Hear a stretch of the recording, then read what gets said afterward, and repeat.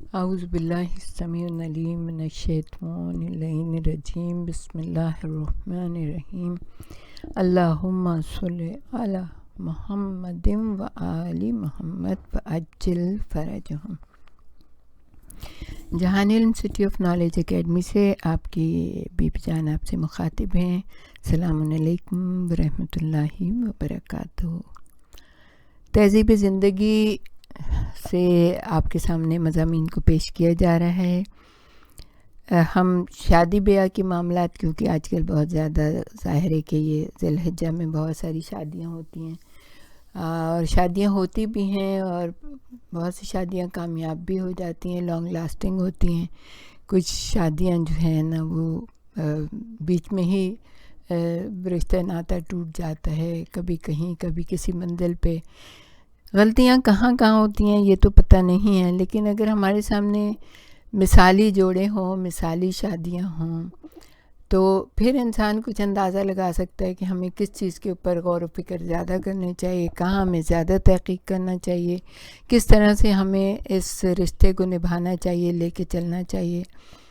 تو مثالی شادیوں کے بارے میں اب آپ کو بتائیں گے کہ بنیادی طور پر پسند اور ناپسند یا انتخاب کا دار و مدار عقل و شعور پر منحصر ہے۔ دیکھیں، رشتے تو بہت آتے ہیں، لڑکیوں کے بھی بہت آتے ہیں، لڑکوں کے بھی بہت آتے ہیں، اور ہوتا یہ ہے کہ جس چیز کے ویسے تو شروع میں یہ کہتے ہیں کہ چونکہ ہمارا بھی اس شعبے سے تعلق ہے، فی سبیل اللہ ہم بھی بہت کام کرتے ہیں، تو شروع میں تو یہی کہتے ہیں کہ بس خاندان بہت اچھا ہمیں چاہیے، اور اگر سادات ہیں، شیعہ ہیں، تو کہتے ہیں شیعہ سید، وہ تو بہت ہی بجا بات ہے۔ اور کیونکہ اگر غیر سید میں کریں گے تو پھر سیدانیاں بیچاری کہاں جائیں گی، تو اس لیے بہتر یہ ہوتا ہے کہ اپنے اس کے حساب سے کریں شادیاں۔ تو مگر یہ ہوتا ہے کہ جوں بات آگے بڑھتی ہے تو پھر صرف پھر وہ آخر میں یہ ہو جاتا ہے کہ لڑکی پڑھی لکھی ہے، اچھا بھئی ہاں پڑھی لکھی ہے، اچھا پھر اس کے صورت شکل پہ سب سے زیادہ ڈسکشن ہوتی ہے کہ جو کہ کارخانے قدرت نے تیار کی ہیں، تو وہ اس کے اوپر کیا ڈسکشن کرنا، جیسا اس نے بنا کے بھیج دیا بن کے آگے وہاں پہ۔ اصل تو یہ ٹیلنٹ دیکھنا ہے، لڑکے کا بھی ٹیلنٹ دیکھیں، لڑکی کا بھی ٹیلنٹ دیکھیں، دین دیکھیں، اخلاق دیکھیں۔ یہ تین بنیادی چیزیں ہیں کہ جو دیکھی جائیں، اور باقی چیزیں فروعی ہیں۔ دیکھیں، رزق پروردگار عالم کی طرف، جو جتنا محنت کرے گا رزق پالے گا، اس کو پروردگار عالم اس کو عطا کرے گا۔ پھر جب اولاد ہوتی ہے، بیوی گھر میں آتی ہے، تو رزق میں اضافہ ہی ہوتا ہے۔ جتنے انسان آتے ہیں تو اللہ تعالیٰ ان کا رزق بھیجتا ہے ساتھ، تو اس کی بھی کوئی پریشانی نہیں ہونی چاہیے۔ اخلاق اگر اچھا ہوتا ہے نا تو شادی بہت یعنی کہ چلتی ہے، آرام سے چلتی ہے۔ اور صبر، پیشنس ہونا چاہیے، اور اخلاق اچھا ہونا چاہیے، اور یہ نہیں ہے کہ بس دو بدو جواب دینا ہی اس میں ہی ہماری کوئی بڑی شان ہے، نہیں، ایسے نہیں۔ خاموشی بہت بڑی عبادت ہے۔ اگر کسی نے 4 کہیں تو آپ 1 بھی نہ کہیں، اللہ تو دیکھ رہے ہیں نا۔ تو یہ چیزیں دیکھنی چاہیے، پیشنس کتنا ہے، اخلاق کیسا اچھا ہے، ایجوکیٹڈ ہے، اور ایجوکیٹڈ ڈگری کے حساب سے نہیں ہے بلکہ ایجوکیشن، تعلیم یافتہ ہے، تو یہ ساری چیزیں دیکھی جائیں۔ اور اگر خوبصورتی بھی ہو تو پلس پوائنٹ ہو جاتے ہیں، وہ تو کوئی مسئلہ نہیں ہے، وہ تو خدا نے جیسا بنا دیا بن گئے۔ تو اب ہم یہ دیکھیں گے کہ عقل و شعور کا کہ بہت دار و مدار ہوتا ہے یہ جو شادی اور رشتے ہوتے ہیں، پسند و ناپسند۔ جبکہ یہ بات واضح ہے کہ عقل و شعور کی پختگی میں تجربات اور علم کو دخل حاصل ہے۔ قرآن مجید میں جن شادیوں کا ذکر ہوا، ان میں ایک حضرت موسیٰ علیہ السلام اور حضرت صفورہ کی شادی ہے، دوسری حضرت یوسف علیہ السلام، حضرت زلیخا کی شادی ہے، حضرت سلیمان نبی اور حضرت بلقیس کا تذکرہ ہے۔ اسی طرح آپ دیکھیے کہ مثالی شادیوں میں جناب رسول خدا اور حضرت خدیجہ الکبریٰ علیہ السلام، حضرت فاطمہ الزہرا سلام اللہ علیہا، اور ملائکہ کائنات علی ابن ابی طالب علیہ السلام، پھر جناب زینب علیہ السلام، جناب عبداللہ علیہ السلام، اور ائمہ کی امہات جو ہیں یعنی ان کی والدائیں، ائمہ کے ساتھ شادیاں مثالی اور قابل پیروی ہیں۔ اب ہم یہ جانتے ہی نہیں ہیں کہ ائمہ نے کیسی شادیاں کیں اور کس طرح سے ان کے ازدواج کا سلسلہ جو چلا. ہمیں تو ان کے نام بھی نہیں پتہ ہیں زیادہ تر.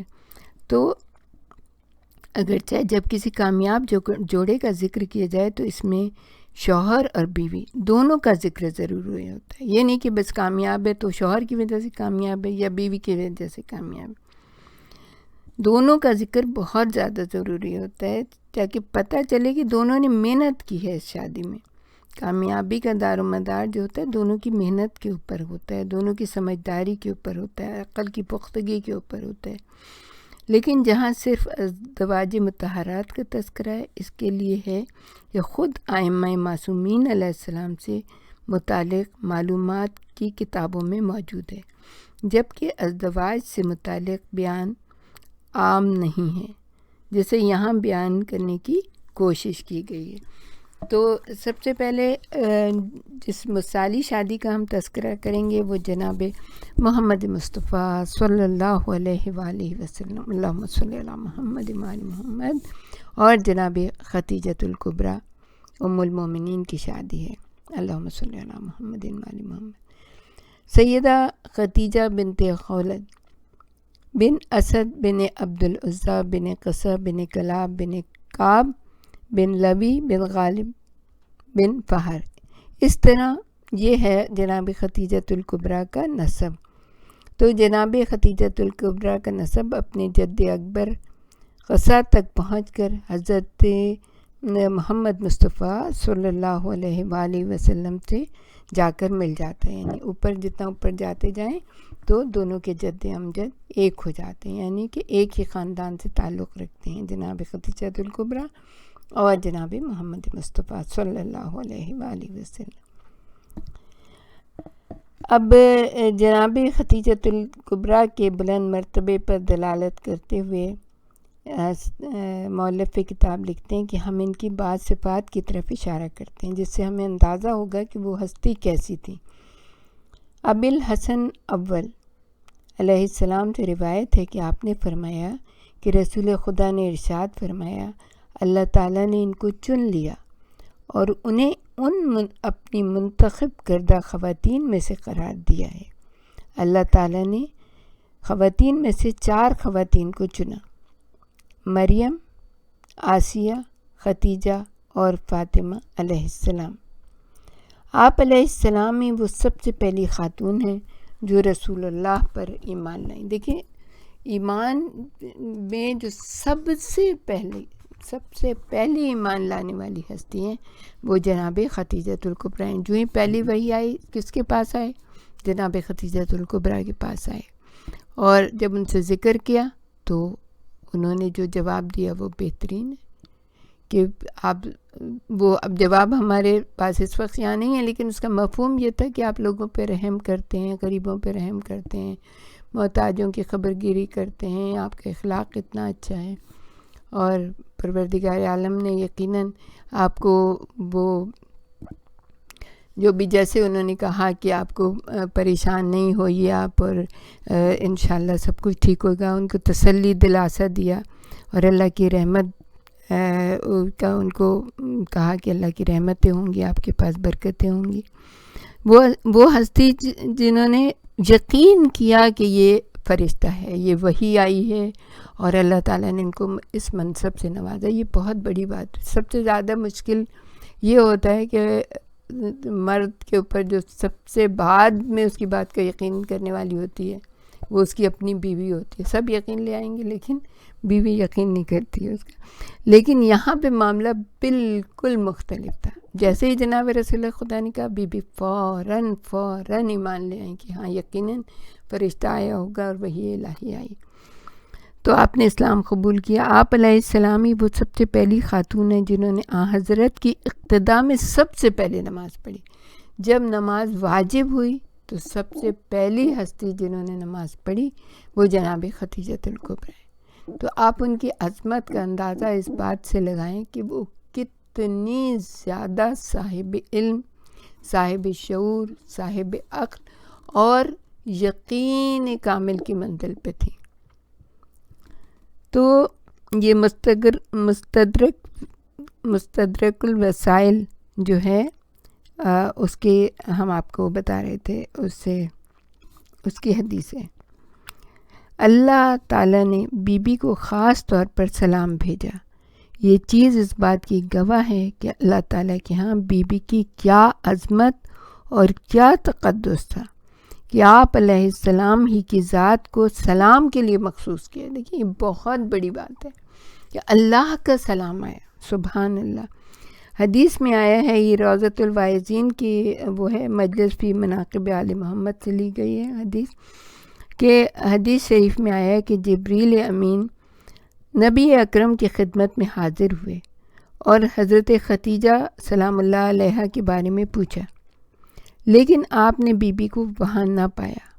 عرض کی، سبحان اللہ، ملک مقرب نے کہا، عرض کی جب وہ تشریف لائیں تو ان کو یہ بتا دیجیے گا کہ ان کا رب انہیں سلام کہتا۔ کیا مرتبہ ہے، ہم تو تذکرہ نہیں کرتے بی بی کا۔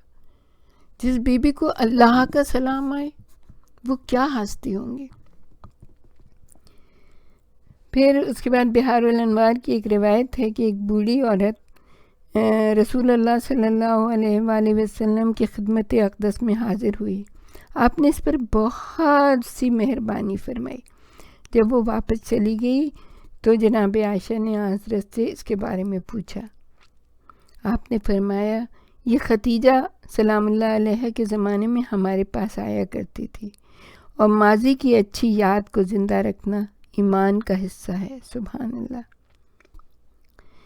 امیر المومنین حضرت علی علیہ السلام سے روایت ہے کہ آپ صلی اللہ علیہ وآلہ وسلم نے بیان فرمایا کہ ایک دن نبی اکرم اپنی بیویوں کے پاس جناب ختیجہ کو یاد کر رہے تھے۔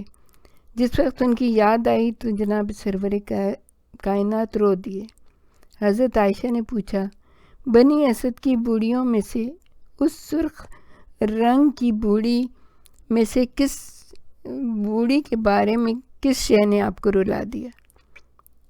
جناب سرور کائنات کو ان کی اس بات پر بہت تکلیف ہوئی۔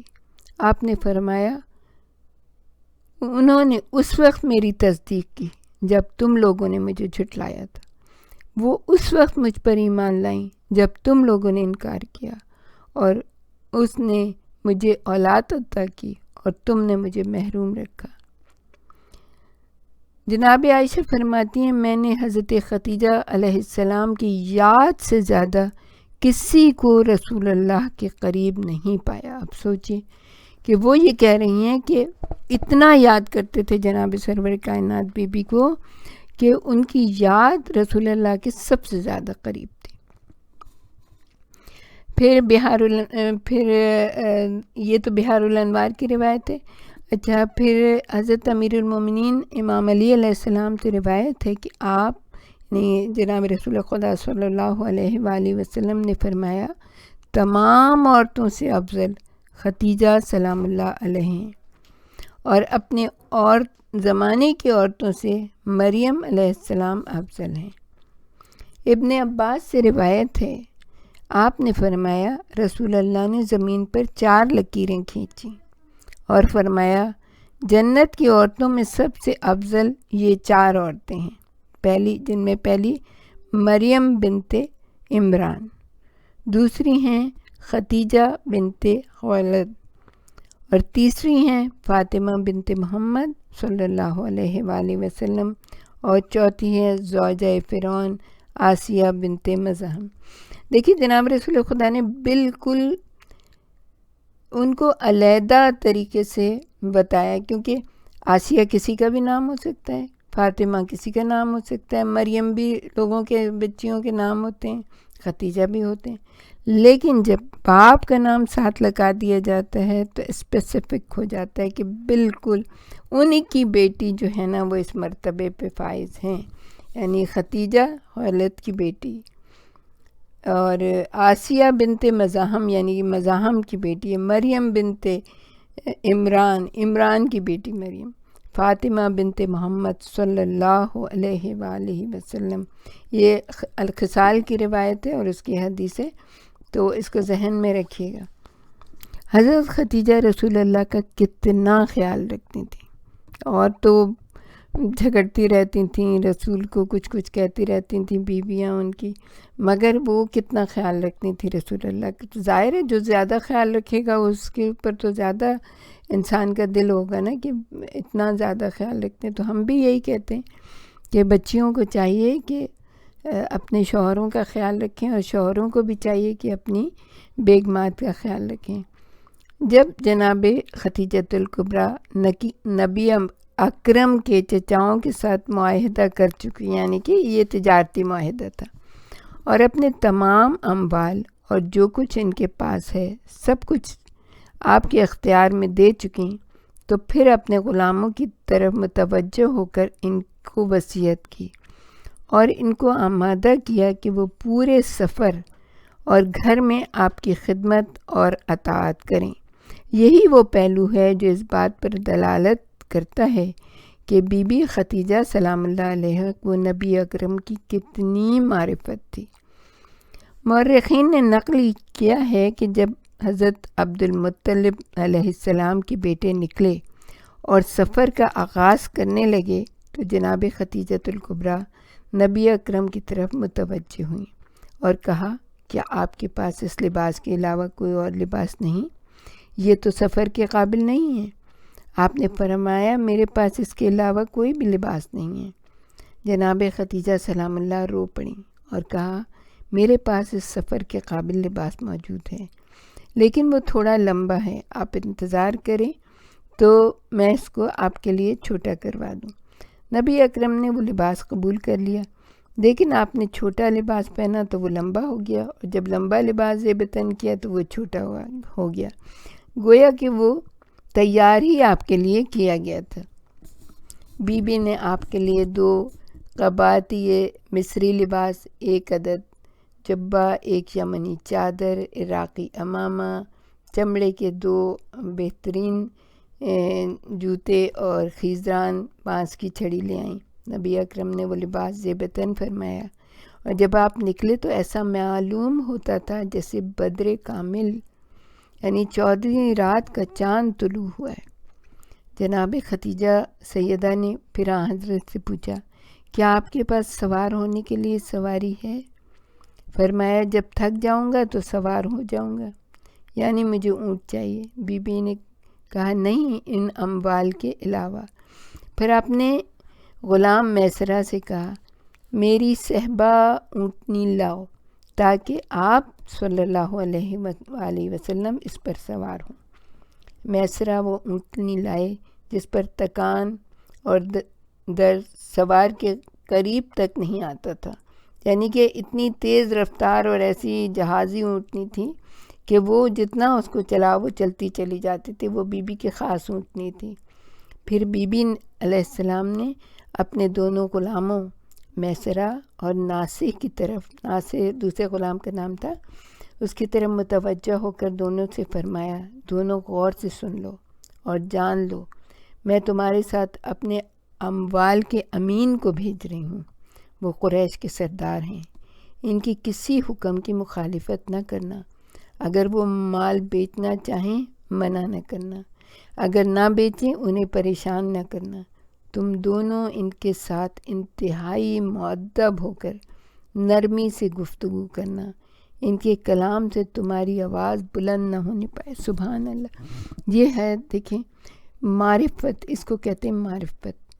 کہ بی بی، ابھی یہ شادی کا مسئلہ نہیں آیا ہے تو بعد کی بات ہے، لیکن بی بی کس طرح جناب رسول اللہ خدا کی معرفت رکھتی ہیں، کہ کتنے عظیم انسان ہیں.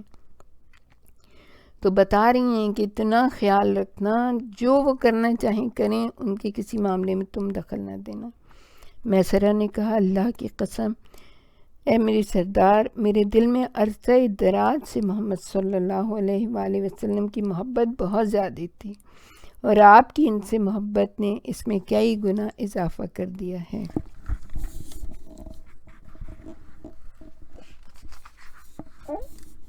پھر نبی اکرم نے خدیجہ سلام اللہ علیہ کو الوداع کیا، سواری پر سوار ہوئے اور نکل گئے. میسرہ اور ناصح دونوں آپ کے ساتھ تھے.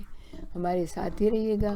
ہم آپ کو اس کے بارے میں اور بھی بہت کچھ بتائیں گے. اور یہ اتنا انٹرسٹنگ تھا کہ ہمیں یہ بھی پتہ نہ چلا کہ ویڈیو جو ہے وہ 20 منٹ کی ہو گئی ہے. تو اس کو سنیے گا, آپ کو بہت انجوائے کریں گے, کیونکہ یہ چیزیں کبھی کبھی ہی سنائی